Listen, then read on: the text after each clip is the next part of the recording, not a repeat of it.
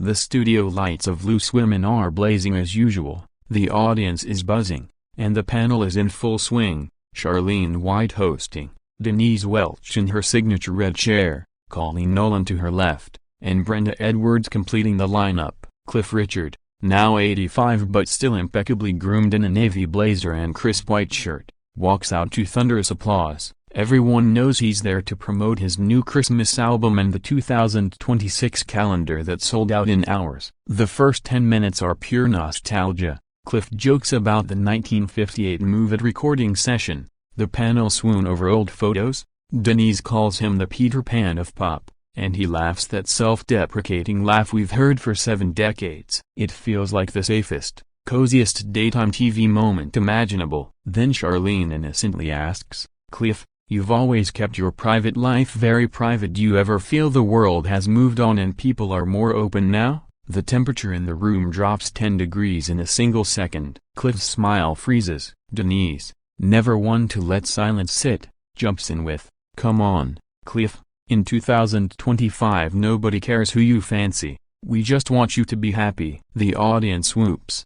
thinking it's playful banter. Cliff's reply is quiet but razor sharp, "Some of us still believe in discretion, Denise. Not everything needs to be shouted from the rooftops." You can almost hear the producers gulping behind the cameras. Denise Welch, who has spent years talking openly about her mental health, her marriages, her sobriety, and her political views, is not used to being told to pipe down. Her eyes narrow and she leans forward. "With respect, Cliff, discretion was also the word used for decades to hide abuse, to silence victims, and to protect reputations that didn't deserve protecting." The audience gasps. This is Loose Women, not Newsnight. Colleen tries to diffuse it with a nervous laugh and a quick "let's not go there," but Denise is already in 5th gear. She brings up the 2014 police raid on Cliff's home, the Operation Cotty investigation into historic allegations that was later dropped and for which the BBC had to pay him substantial damages. "You sued the BBC for millions,"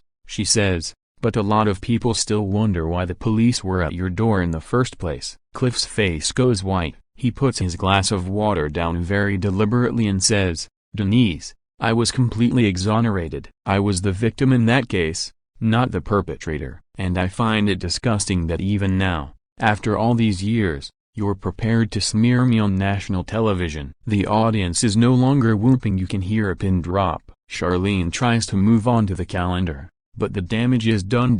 Cliff is now visibly shaken with anger. He has spent 67 years being Britain's clean-cut bachelor, the Christian boy who never married, who turned the other cheek when rumors swirled, who smiled politely through every intrusive interview. Something snaps. In a cold, controlled voice he says, "You sit there judging me, Denise, but you've made a career out of oversharing every detail of your private life. Perhaps if you'd shown a little more discretion yourself, your 3 marriages might have lasted longer." The studio erupts. Brenda Edwards actually shouts, "Oh my God!" Colleen's jaw hits the floor. Denise turns crimson and fires back, "Don't you dare bring my family into this, you sanctimonious hypocrite." Cliff stands up, pulls the microphone pack from his waistband, and says, "I came here to talk about music, not to be publicly assassinated by a loudmouth who thinks sobriety gives her the right to bully an 85-year-old man. Good day, ladies." He walks straight off the set while the audience is half clapping,